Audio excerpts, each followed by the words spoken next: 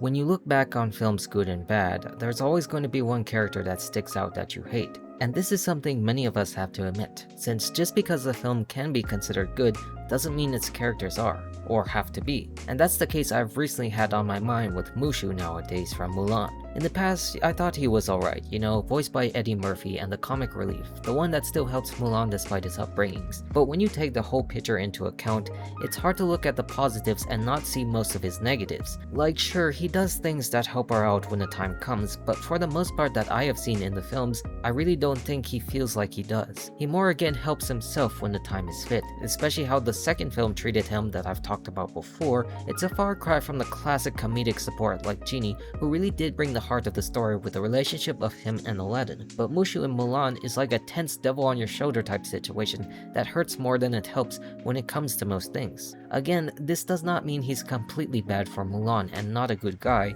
and does show up in the final moments because he has to, but it also does not mean he is good either, to a point where you have to say that he's not very that necessary as a character. In fact, Cricket as the non-English speaking Cricket does more to help Mulan by also helping to keep Mushu in check than Mushu actually does for Mulan. I mean, you can disagree with me on that point for the first film, but on the other hand, his role is very small in the first film, and the second one is where he actually comes into contact. One where he does the stupid actions by trying to break up both Mulan and Shang because he needs the Guardian Stone to even keep his job. That's also why you come to understand why the live action films didn't include him in there, cause of course the tone is stupid lifeless and the movie couldn't have such a creature, versus the other remakes that did. When you think about his actions, there really isn't no way to fit him in there unless you stretch it to be less serious than it was, because he's not meant to be serious at all. The main story just doesn't require his existence for Mulan to do the thing she does, join the army disguised as a dude and save China in the end. These are things that don't need a small dragon to do it, but the willpower of Mulan as a character. So with that said, let's just take a quick look at this and see why Mushu is a bad character. So when you start off in the first film, he starts off as this disgraced former guardian spirit of the Fa family. He got demoted to gong ringer and the incense burner because he failed to protect one of the ancestors, Fa Dang, who ended up getting his head chopped off. When Mulan runs off to join the army in their dad's place, the ancestors decide to send the great stone dragon just to bring her back home safe. They put Mushu on the job of waking the dragon up, where he messes that up too accidentally and destroys the statue. Instead of owning that, he decides he's going to go after Mulan himself and decide to turn her into a war hero so he can get his old status back and be top shelf with the other guardians. Cricket also tags along mostly to keep in check from making things worse. He catches her outside the army camp,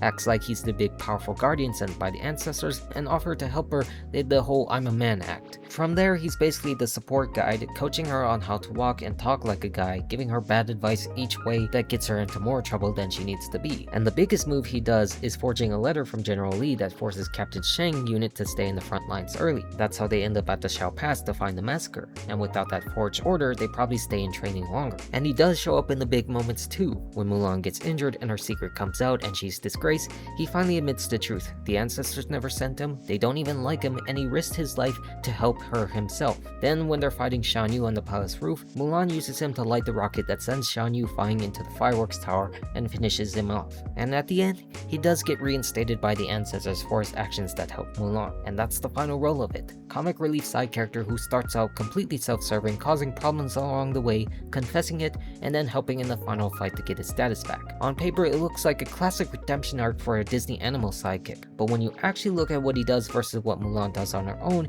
it's a lot thinner than people act like it is, and this is where he starts to suck at the very beginning. Like we said, he got demoted because he failed to protect one of Mulan's ancestors. That's the setup right there. He's already a failure as a guardian, where in the past actions in protecting the Fa family, it led to disaster. So when the ancestors tell him to wake up the great stone dragon, it's of course he can't even do that right, and impersonates the first ancestor who looks out the window to check if the great stone dragon woke up, and where Cricket suggests that Mushu just bring Mulan back safe so he won't get punished. But Mushu, too worried about a standing, shoots that down and says he has to bring her back with a medal to even show his face in the temple again. And that's what gives him the idea to make his own plan, to turn Mulan into a war hero that actually selfishly endangers her life in the process. Then at camp, his advice on how to act more masculine is so bad she becomes the most unpopular soldier there. Everything he pushes her to do just makes her stick out in the worst possible way. And when Mulan actually has the clever idea to aim a rocket at the mountain and avalanche Shan Yu's entire force, of course Mushu has to interject as the comic relief, going, "Oh, she missed," when she didn't miss at all.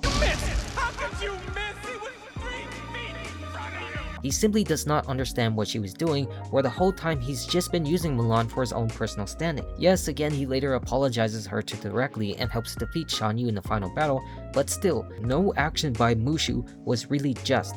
He never actually goes out there for her. It was always about himself first, and he just happens to survive it. And his role in Mulan 2 is much worse, selfish as hell for the most part. Right after the first film, he's living up to the family guardian again, ordering the ancestors around like he owns the place. He's more selfish than he's ever been. Then Shang proposes, Mulan says yes, and Mushu is over the moon until the ancestors hit him with this news: if Mulan marries Shang when she joins the Li family, their guardians take over, and Mushu gets demoted right back to gong duty. And that's the moment where he flips. Suddenly he acts more irate and starts actively trying to ruin Mulan and Shang's relationship just to keep his job and his pedestal. He tags along on the mission to escort the three princesses, and in the entire trip he's scheming, causing arguments, planting ideas in Shang's head while he's half asleep, makes them fight over every single little thing, and accidentally destroys the carriage so they're stuck walking and arguing more. Kriki and Khan are the only ones trying to stop him the whole time, but Mushu keeps going. He finally succeeds at driving them apart, where Mulan and Shang break up for a time, but only then does the guilt hit him. He confesses to Mulan in that sad moment that he did it all so he wouldn't lose his position, and she's furious, and rightfully so. Like for this whole first half, since this entire film doesn't actually have a villain in the vein of Shan Yu, you would actually more likely describe Mushu in the role as an antagonist, even though the film lists him as a tritagonist of this very film.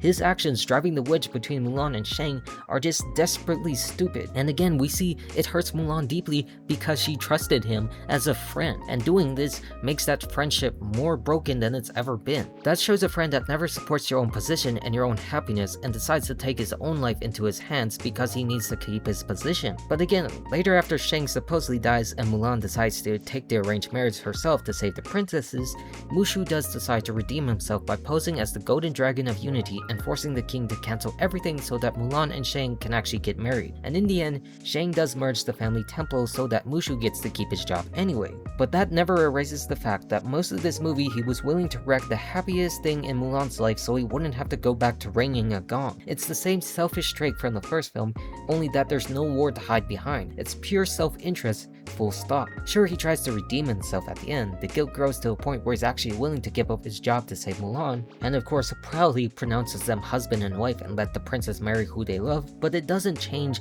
what he did, not even close. And then when you get the ending of Mulan 2, Mulan and Shang arrive at the Fa family's temple, merging the temples, and just like that, Mushu gets to keep his job again as family guardian. It also costs the Fa ancestors their chance at finally getting him out of power, because what does he do in this moment? He actually celebrates, accidentally appearing in front of Shang, who only knows him because Mulan told him to, and then turns around and orders the ancestor to prepare him for some pampering, like nothing happened, like he deserved his victory lap and a spa day at the behest of these ghostly ancestors. And this is what makes his redemption feel so hollow. He caused all the damage, gets forgiven, gets to keep his exact status of what he was fighting for, and the end of the movie acts like he earned the right to be pampered. It just underlines how little has actually changed. Where in the end, Mushu really is just a bad character. This does not mean he's a bad guy at all. He does have a heart for Mulan, he does even care, where there really are those moments where he places her safety and happiness above his own, showing a real side of selflessness where he is good, but outside those moments he's just too impulsive and self-centered to fully trust. He believes he knows what's best for her, where this constant need to prove himself is what keeps dragging everything down. He requires Kriki just to balance himself out or talk down his stupid ideas, and that is not a strong support character.